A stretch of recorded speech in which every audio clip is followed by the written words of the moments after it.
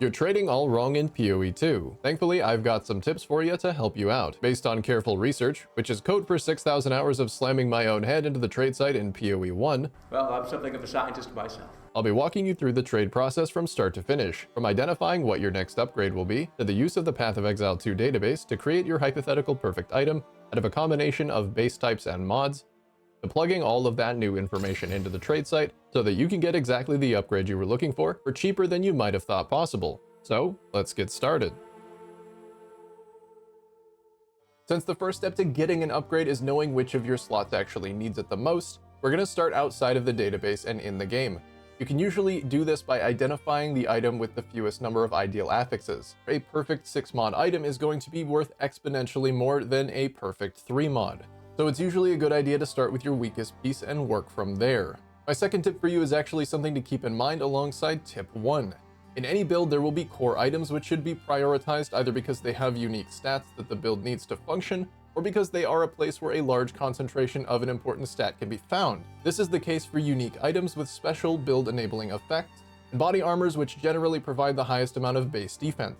Affixes on these slots should be prioritized, and other less crucial items can be used for flex stats, like resistance and attributes, to fill in the holes. So now that you've identified which of your items is most in need of an upgrade, let's head over to the database itself. We're going to start with the items section up top. Let's say, for example, you were looking for a body armor. As an aside, you can also use this section to look at all the available uniques, but for the sake of demonstration, let's say that you want to do a rare body armor instead. Come over here and filter by the defensive stats that your build wants, either armor, evasion, ES, or hybrid. Scrolling to the bottom of the list will show you the highest level expert bases, which have the highest base stats. In some cases, it may be ideal to sacrifice those higher base stats for an item with a special implicit. However, this is essentially a 7th modifier, so expect these bases to be inherently more expensive even when sporting the same amount of explicit modifiers. Keep in mind attribute and level requirement while you're here. Once you've selected a base type, you can come on over to the mods section, select your gear slot and preferred attribute requirements. This will show you all the mods which can roll on that piece, whether they are a prefix or a suffix, and what item level is necessary for the mod to appear. Item level is a lot less important when trading for a complete item with full mods, but you should still keep those values in mind for later. Pick a combination of mods which make up your ideal item. Rare items can have a maximum of 3 prefixes and 3 suffixes unless otherwise stated. However, for a reason I'll be sharing with you in a little bit, you'll want to pick 4 or 5 affixes if you can. The affix pool for certain items is quite small, so if you only have 3 ideal affixes, then that's okay too. With your ideal affixes in tow, let's head towards the wondiferous machine that is the trade site. Knobs and levers abound, but which to pull to get the result you want? Well, let's start with the basics. Plug your base type in up here, or if you don't have a preferred base type, just search for a gear slot and leave the top field blank. If you're searching for armor the second way, it's also important to fill out the defensive fields right here so you can exclude defensive archetypes your build doesn't care about. Additionally, if you're searching for a specific defensive value and you don't really care what combination of prefix modifiers gets you there, you can use the equipment filters field to just search for a specific amount of one stat. You might notice that even the first result doesn't have as much evasion as I filtered for.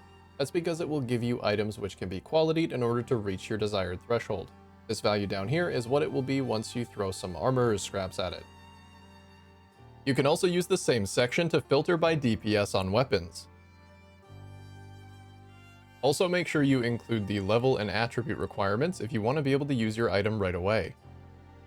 This side is for those ideal affix modifiers from earlier. Plug them in and give a minimum desired value for each. These results are okay, but we can certainly do better. The first and most useful tool I'm going to show you in the trade site is how to use a count filter. These are incredibly powerful when first beginning to upgrade your gear, or when you have more than 6 affixes that would still result in a perfectly usable item. For example, when you need resistance, but you don't really care which resistance it is, if it's fire, cold, lightning, or even if you're looking to get some chaos resistance just anywhere you can. In this case, I'm going to set one up for a count 2. The result of this specific search is any item which has all of the prefix modifiers that I'm searching for, and any combination of 2 out of 4 of those suffixes. Another use case for count searches is with jewels. Some builds have overlapping damage mods on their ideal jewels. Take a melee build which does attack fire damage, for example. They can benefit from all of the mods on this list and don't really care which one they get. By identifying all usable mods and setting a count filter, you broaden your search dramatically and reduce the chances you accidentally exclude a potential upgrade by being too strict with your search parameters. Now maybe you've done all of this and you found what you think is your perfect item.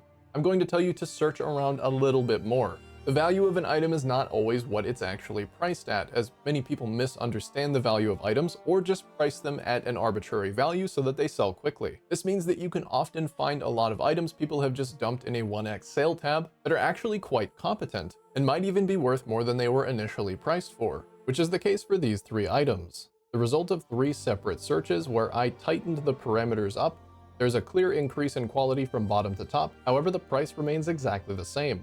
Even if the required level on the top one is too high for you, there's no reason why you wouldn't want to acquire the middle coat as opposed to the bottom one. Every affix is strictly better, and there's an open suffix so it can be further crafted.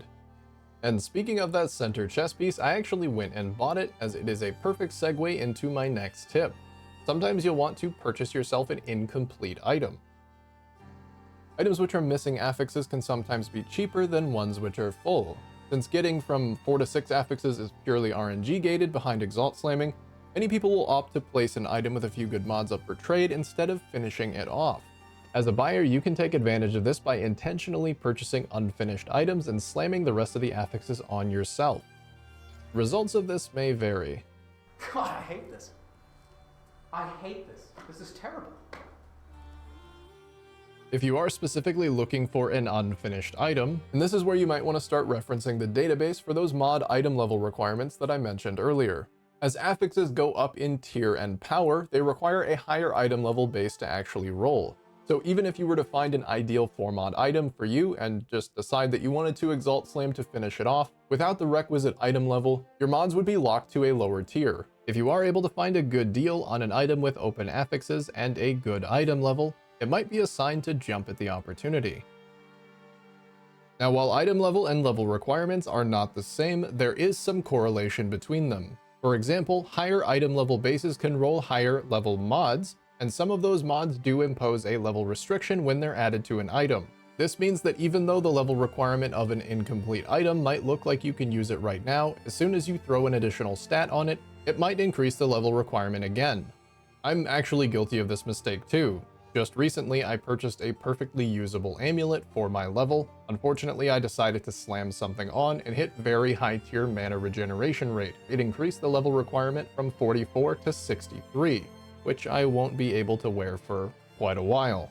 This really only matters while you're leveling, but if you are imposing a maximum level requirement on items so that you can get some good leveling stuff, be careful what you slam. This last tip is outside of the trade site, but it is incredibly useful if you found an item that you really want and the person just isn't whispering you back. After you send that person their whisper, you can remove the rest of the message text and the @ symbol and type /whois, and that will tell you what zone they're currently in. This won't give you all of the information to determine whether they are going to whisper you back, but at the very least you can avoid spamming someone who's currently in a map or in a boss fight. Maybe give them a few minutes and whisper them back. They may appreciate the consideration. And with so many people straight up refusing to respond to trade requests, you really don't want to be alienating the ones who might still trade with you. Hey y'all, thanks for watching the video. I hope that you enjoyed and learned something, or maybe even multiple somethings. If you did, please leave a like, subscribe if you'd like to see more, and consider becoming a member of the channel if you'd like to show support for my content creation. Additionally, my videos are going to start going up over there a couple of days early for members, so if you would like to get them as soon as they're available, then you know where to go. Other member perks coming soon, and I'm exploring the possibility of dual streaming on YouTube. I'll be adding some emotes for the channel, just like I have over on Twitch. Perfect segue. I do stream almost daily over on Twitch, so you can come and hang out over at ds_Jeezy. But as always, thank you so much for being here and for your support so far. I'm Jeezy, and I'll see you in the next one.